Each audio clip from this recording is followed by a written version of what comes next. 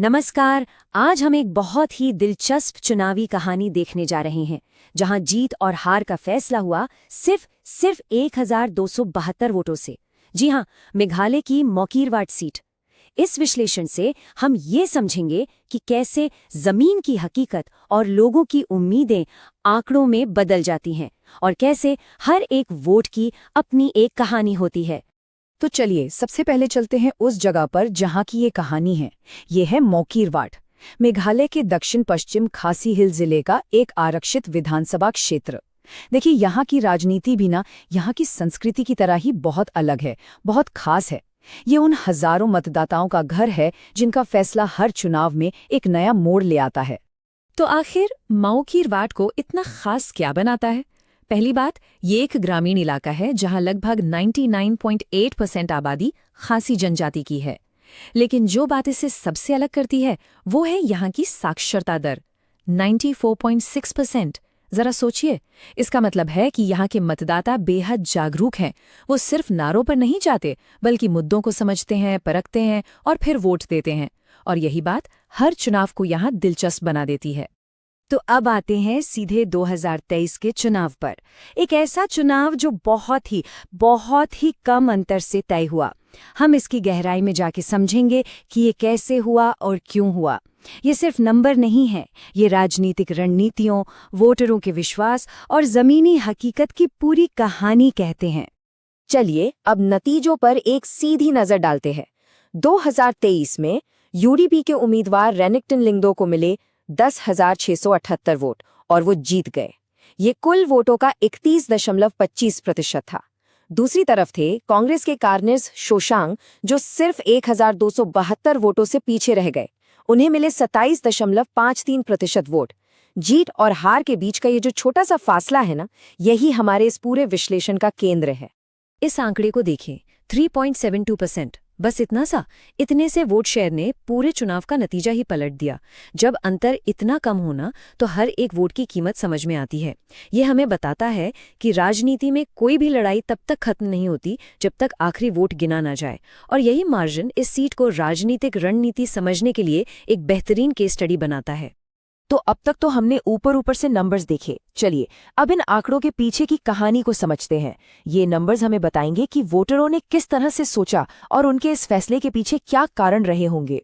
90.96%, ये 2023 में मोकीरवाट का वोटर टर्नआउट था। ये कोई मामूली आंकड़ा नहीं है, ये असाधारण है। ये साफ साफ दिखाता है कि यहाँ के लोग अपने लोकतांत्रिक अधिकार को लेकर कितने सजग हैं, कितने जागरूक हैं।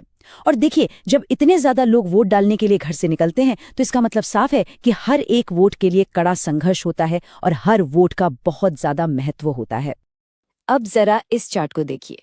ये दिखाता है कि वोट कितने बिखरे हुए थे। यूडीपी को मिले 31% और कांग्रेस को लगभग 27.5%, जबकि बाकी के वोट एचएसपीडीपी, एआईटीसी और एनपीपी जैसी पार्टियों में बंट गए। इसका मतलब क्या है?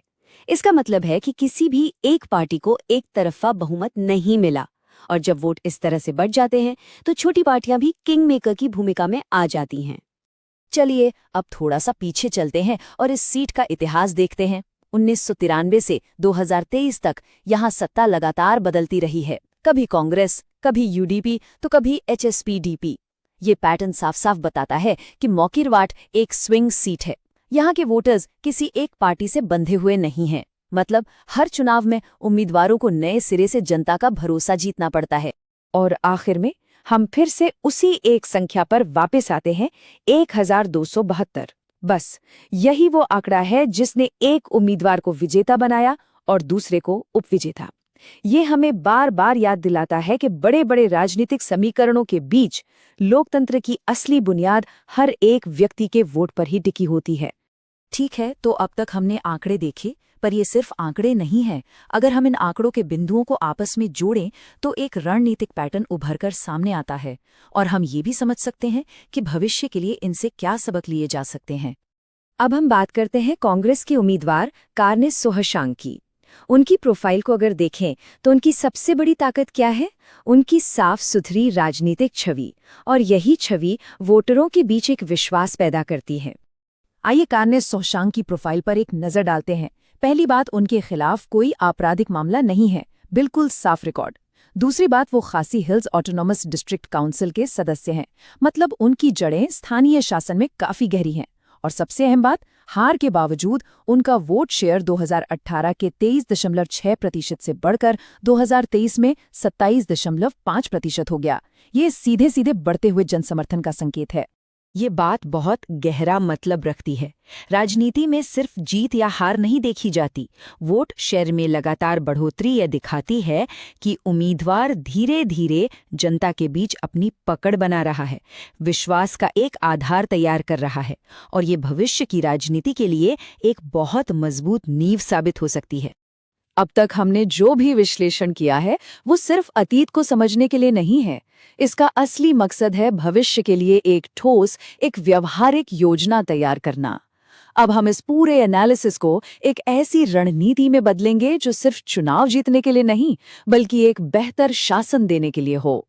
तो सवाल सीधा और साफ है, 1272 वोटों का ये जो फासला है, इसे कैसे भरा जा सकता है?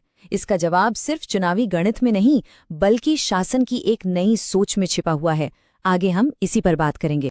इस अंतर को पाटने के लिए एक 4 सूत्रीय रणनीति की जरूरत है। पहला, उम्मीदवार की ईमानदार छवि को बनाए रखना। दूसरा, बड़े बड़े वादों की जगह सड़क, पानी जैसे बिल्कुल स्थानीय मुद्दों पर फोकस करना। तीसरा, जमीनी स्तर पर कार्यकर्ताओं का एक मजबूत नेटवर्क बनाना। और चौथा, डिजिटल माध्यमों का इस्तेमाल, लेकिन एक सकारात्मक और गरिमापूर्ण तरीके से। ये स्लाइड पारंपरिक चुनाव प्रचार और एक नए शासन केंद्रित मॉडल के बीच का फर्क साफ दिखाती है। पारंपरिक राजनीति में क्या होता है?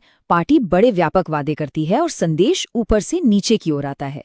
लेकिन इस नए मॉडल में ध्यान स्थानीय शिकायतों पर होता है, जमीनी कार्यकर्ताओं को ताकत दी जाती है और वोटरों से सिर्फ चुनाव के समय नहीं, बल्कि लगातार संपर्क बनाए रखा जाता है। ये राजनीति से शासन की ओर एक बहुत बड़ा बदलाव है।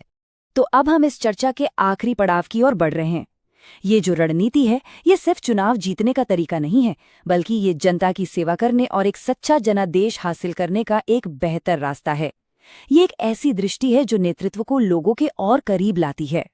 तो मॉक इंगरवाड के इस पूरे विश्लेषण से हम क्या सीख सकते हैं? पहली बात, हर वोट विश्वास से जीता जाता है, खरीदा नहीं जाता।